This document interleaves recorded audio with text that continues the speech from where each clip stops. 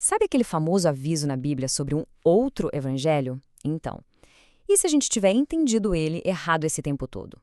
E se o maior perigo, na verdade, não for algo que vem de fora, mas que cresce quietinho, bem intencionado, dentro das nossas próprias comunidades?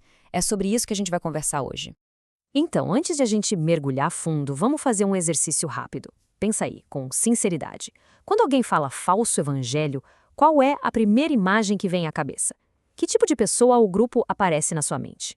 Provavelmente a gente pensa logo em alguém de fora, né? Tipo, sei lá, uma seita, uns movimentos com umas ideias meio esquisitas, talvez um daqueles pregadores de TV com uma teologia bem duvidosa. É quase um reflexo. A gente lê esse tipo de aviso na Bíblia e assume que é sobre eles, os outros, nunca sobre nós. Pois é, mas é aí que vem o ponto central, a grande virada da história. O autor do texto, o apóstolo Paulo, ele não estava escrevendo para alertar sobre um culto ou um inimigo lá fora. Não. Ele estava, na verdade, soando um alarme sobre um problema que estava acontecendo ali mesmo, dentro da própria comunidade de fé. E isso, claro, isso muda completamente a nossa perspectiva. Então, para a gente entender o que estava rolando, a gente precisa sacar que Paulo viu duas formas bem diferentes de corromper a mensagem. Uma delas é super óbvia, fácil de ver. A outra é incrivelmente sutil. Olha só que interessante essa distinção. O primeiro perigo é o de se afastar da verdade. É trocar a mensagem por uma mentira descarada. Esse é fácil de pegar. Mas o segundo, que é o grande foco da carta aos Gálatas, é o perigo de ofuscar a verdade. Pensa assim, é como se a gente começasse a enterrar a mensagem original debaixo de tantas camadas de cultura, de tradição, de preferências nossas, que no fim mal dá para ver o que está lá embaixo. E é exatamente por isso que essa segunda ameaça é tão perigosa. Porque ela não chega com cara de ataque, sabe? Pelo contrário, ela vem disfarçada de fidelidade, estamos preservando a tradição, estamos defendendo o que é certo. É um tipo de problema quase impossível de enxergar quando a gente está do lado de dentro. Tá, mas como é que isso acontece na prática? Porque vamos ser sinceros, ninguém acorda de manhã e pensa, hoje eu vou enterrar o evangelho. Não é assim. É um processo lento, gradual, e cada passinho parece fazer todo sentido na hora. Olha só essa progressão, que loucura.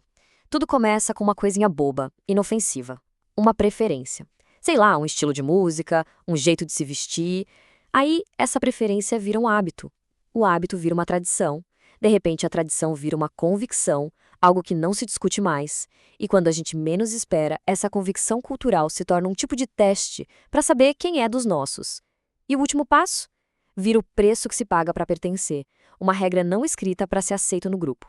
Esse exemplo do primeiro século dos judaizantes é perfeito para ilustrar isso. Repara bem, eles não negavam Cristo, de jeito nenhum. A mensagem deles era Cristo sim, e também a circuncisão. Cristo sim, e também as nossas leis alimentares. Eles estavam adicionando a herança cultural deles à mensagem principal e vendendo como se fosse um pacote só. O problema não era o Cristo sim, o problema era o e também. Beleza, o exemplo histórico é super claro. Mas agora vem a parte difícil, né? Que é virar esse espelho para nós mesmos, hoje. Porque é muito mais fácil usar essa passagem para apontar o dedo para os outros do que para fazer um exame de consciência nas nossas próprias comunidades. A gente acaba caindo no que se pode chamar de leitura autoprotetora. É quando a gente usa um texto desses como se fosse uma arma, sabe? Apontada para fora para provar que nós estamos certos e eles estão errados. Só que essa postura defensiva nos deixa surdos para o aviso principal de Paulo, que era justamente para quem já se achava o dono da verdade. E isso nos leva à pergunta de $1 milhão. Não o que está escrito lá no nosso estatuto ou na declaração de fé, mas na prática, no dia a dia. Qual se tornou o verdadeiro preço para alguém se sentir parte da nossa comunidade? Pensa bem, será que são as nossas preferências musicais, um vocabulário específico cheio de jargões que só quem é de casa entende? Será que é ter os mesmos instintos políticos e sociais? Ou até mesmo saber exatamente com que o grupo espera que a gente fique indignado? Nenhuma dessas coisas é o evangelho. Mas todas elas podem funcionar como, sei lá, pedágios culturais, barreiras que acabam afastando as pessoas. O que nos leva a uma última questão importante. Por que o Paulo foi tão duro, tão severo? Por que ele chegou ao ponto de amaldiçoar quem empregasse esse evangelho com aditivos? A resposta é simples, porque ele sabia que o que estava em jogo era gigante. E ele não falou isso só uma vez, não. Para deixar bem claro o tamanho do problema, ele repetiu a maldição 2 vezes, uma logo depois da outra. A frase é pesadíssima. Ele diz que se qualquer um, até mesmo um anjo vindo do céu, pregasse um evangelho diferente daquele que eles receberam, que fosse amaldiçoado. Uau! Isso não é só força de expressão. Ele está mostrando que a pureza da mensagem é uma questão de vida ou morte. E aqui está o pulo do gato.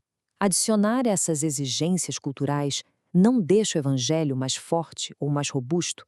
Muito pelo contrário. Deixa ele menor. Ele fica preso a uma cultura, a um tempo, a um lugar.